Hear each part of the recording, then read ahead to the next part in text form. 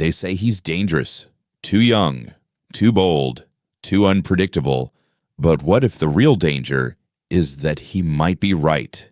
At just 36, Ibrahim Traoré, the president of Burkina Faso, did something no African leader had dared in the digital age. He shut Silicon Valley out entirely. No more Google crawling his people's data. No more Microsoft storing Burkina Faso's secrets in Virginia.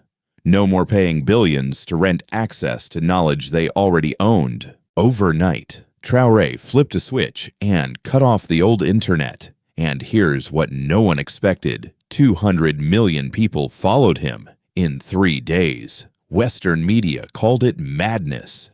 Tech CEOs called emergency meetings. Diplomats warned of digital chaos. But inside Africa, something else happened. People searched and found African answers. Doctors shared patient data without foreign eyes watching. Farmers checked prices without delays or detours through Paris. This wasn't just rebellion, it was a reprogramming of power, and the man behind it, he's not backing down. "We are not poor," Traoré said.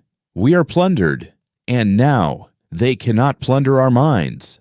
No African leader has ever spoken like this, and backed it up with infrastructure, 100,000 kilometers of fiber, 47 sovereign data centers, a firewall that refuses to recognize Western control.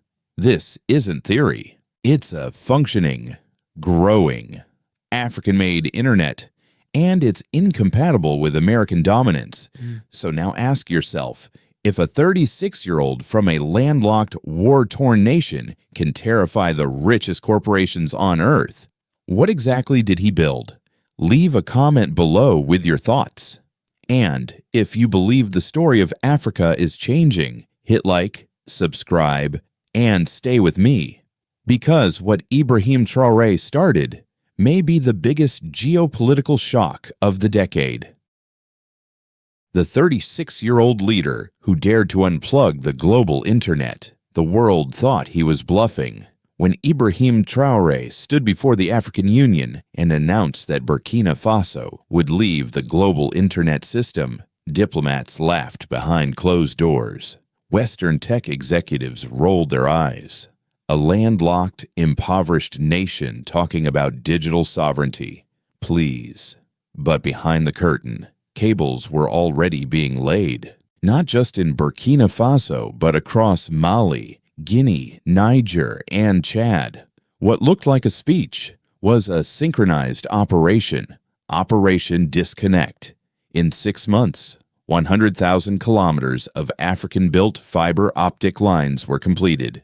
47 data centers equipped with servers programmed to reject Western cloud protocols. A new routing system built from scratch that would not recognize U.S. surveillance nodes or European data caches. Then came the switch. On a Tuesday morning, without prior warning, Burkina Faso cut all external internet routes. No Google DNS, no Amazon Web Services, no Microsoft Azure. Western companies assumed it was a temporary outage, a misfire, until they tried to reconnect and realized something chilling. Africa had built an internet they couldn't access. Within hours, 28 million Burkinabe were browsing, transacting, and communicating on a network that didn't pass through Virginia or Frankfurt. 3 days later, over 200 million users across West and Central Africa joined the system. It wasn't just functioning, it was faster, cheaper, and tailored to African languages, histories, and markets. For the first time, a farmer in Ouagadougou could compare crop prices in his own language without relying on French intermediaries. A student in Bamako could search Mali Empire and find Malian sources, not Napoleon-era distortions. A doctor in Niamey could share MRI data instantly with a colleague in Ghana without American surveillance reading over their shoulder. The Western response: panic. Google declared a data blackout. Microsoft flagged it as a geopolitical incident. France's interior minister labeled it digital destabilization. Traoré, he simply said, "We will no longer be indexed by those who erased us."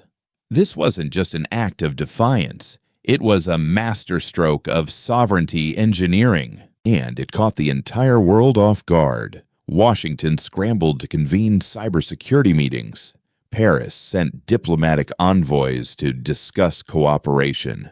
But by then, the continent had tasted something no algorithm could erase: freedom.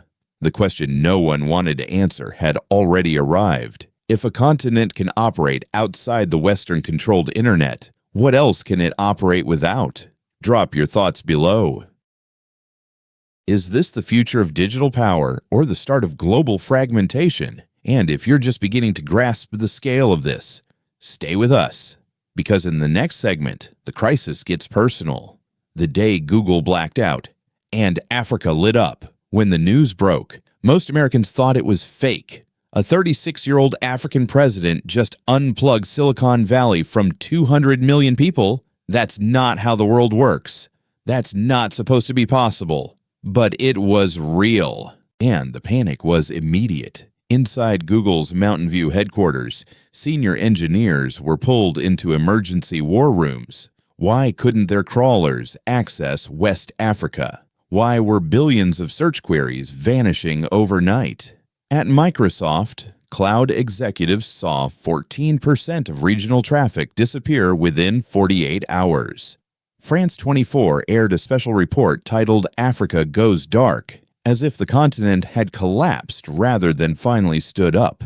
But in Ouagadougou, the lights were on.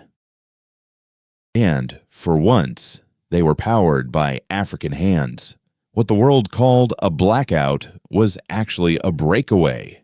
Social media across the continent erupted. Clips of Traoré's speech were auto-tuned into protest songs. Memes showed African servers slapping down Western logos. One viral post read, "We didn't disconnect.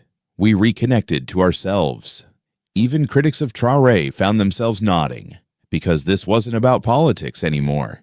It was personal. For a decade, students in Nairobi had watched their research papers load slower than memes in New York. Doctors in Bamako had paid triple the cloud storage cost of a London clinic. Startups in Accra had to route payments through Belgium to charge a neighbor next door. Now, overnight, that was gone, replaced by a new normal: faster, cheaper, hours. But not everyone was celebrating.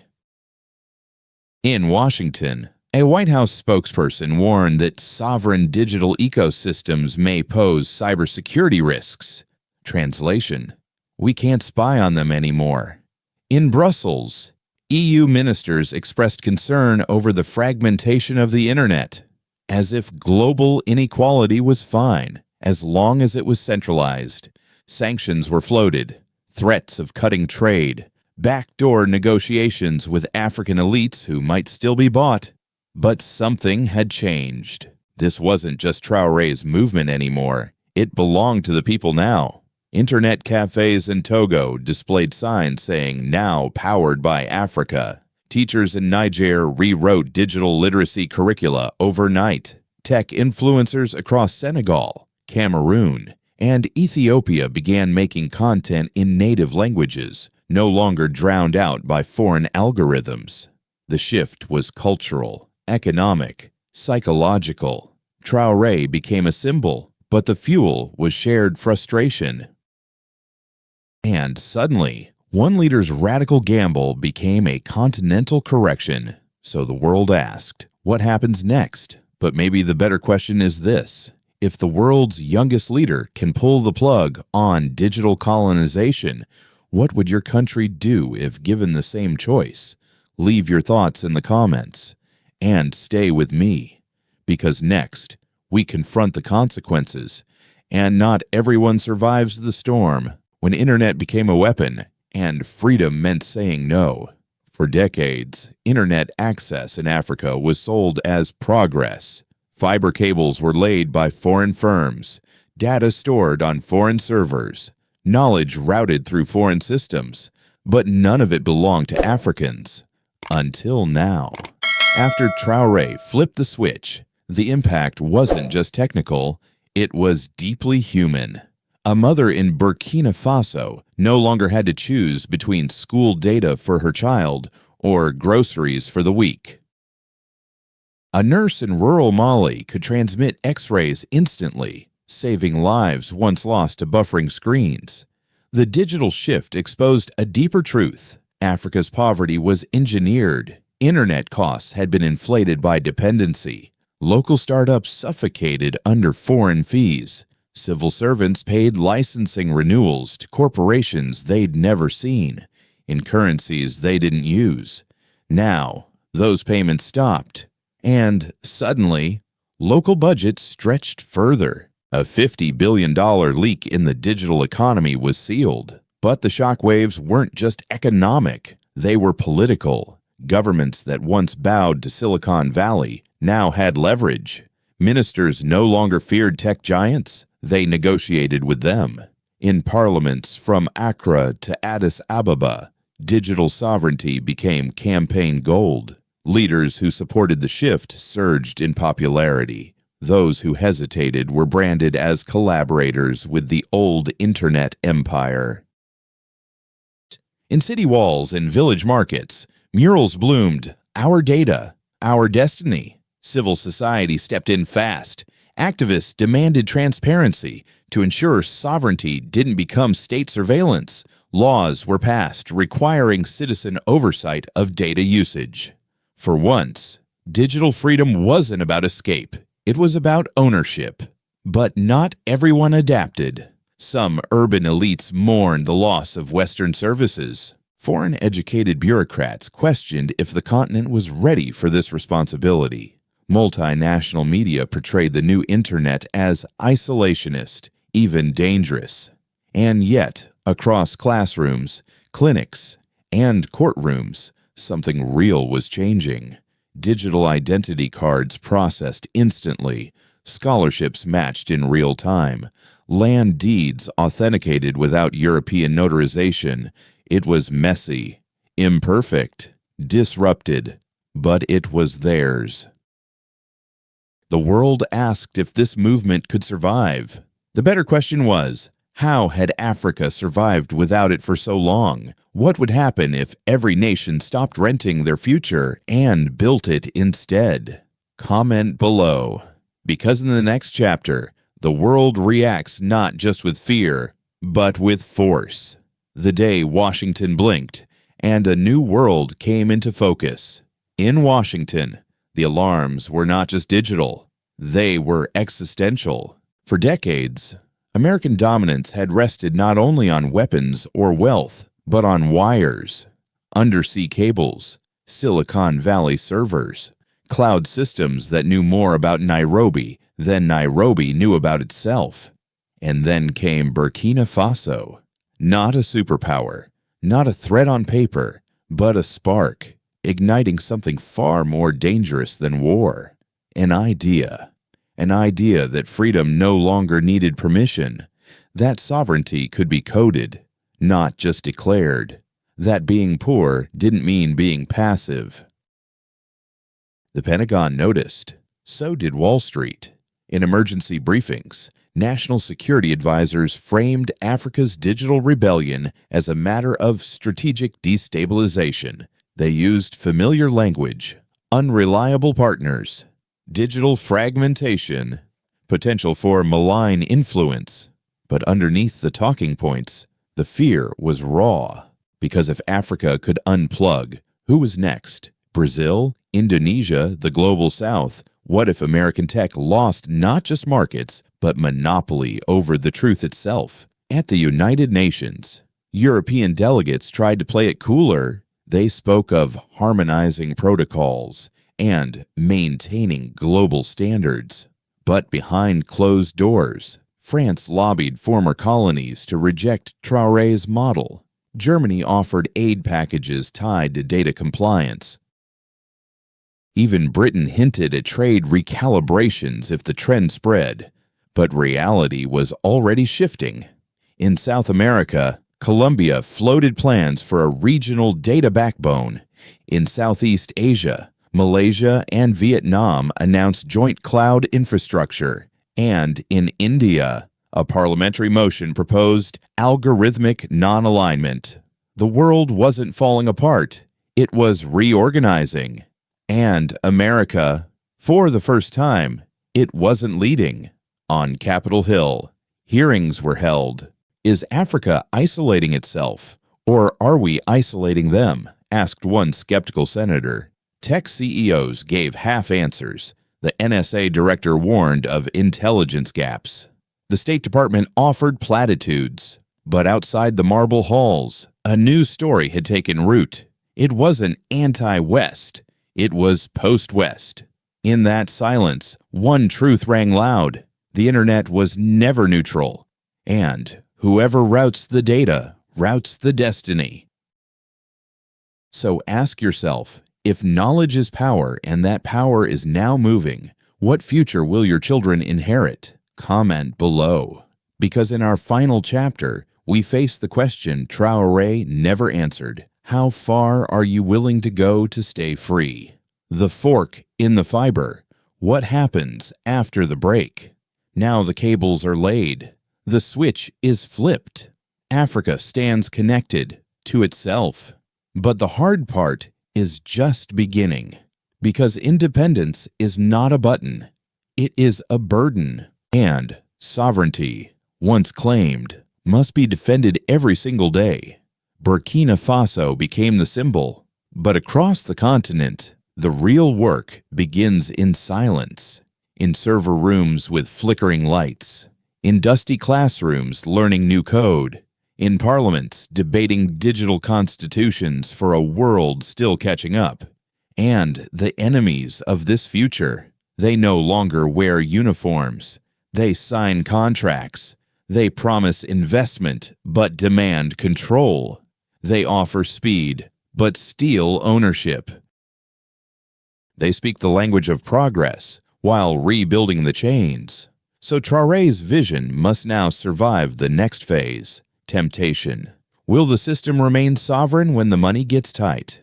Will African governments resist friendly offers that come with invisible strings? Will citizens remain engaged once the hashtags fade? These questions don't have answers yet, because what Traoré began was not a finish line. It was a fork in the road. One path leads to something never seen before, a continent architecting its own information age on its own terms. The other, a quiet return to dependence, polished with new branding. So the choice ahead isn't just for Burkina Faso. It is for Ghana, for South Africa, for Egypt, for Nigeria, and maybe it is for you too. Because the lesson of this moment is not about Africa alone. It's about what any people can do when they stop asking for permission. Will they build or will they rent? Will they lead or will they follow? History is watching. And this time, the cables run both ways. What if the next superpower doesn't speak English? In the silence after the storm, one question lingers like smoke. What happens when the most connected continent is no longer the most controlled? For centuries, Africa was mapped as a victim, colonized on paper, exploited in code, its story told by others, its voice drowned beneath profit. But now, the voice is back, and it speaks in code, in fiber, in sovereignty. The next superpower may not wear suits in Washington. It may wear sandals in Ouagadougou, because power today is not about tanks. It's about bandwidth. And for the first time in history, Africa owns the cables under its own feet. So, what comes next? Will the continent remain united or fracture under pressure? Will young coders become kings of the next economy or be crushed by old money? Will Traoré be remembered as a hero or erased as a threat? The world is watching, and not just with curiosity, but calculation. Multinational giants are already plotting workarounds. Intelligence agencies recalibrate. Boardrooms whisper strategies in real time because they know this is not just a glitch. It is a signal that the world as we knew it is gone, that the rules have changed, and that the future may speak not in English, but in Wolof, Amharic, Yoruba, and maybe, just maybe, Burkina Faso will not just rewrite the rules, it will rewrite the map. If you believe that future deserves a witness, subscribe now, comment with what you felt, and share this story before someone rewrites it for you. Because if power is shifting, you'll want to say, "I saw it coming."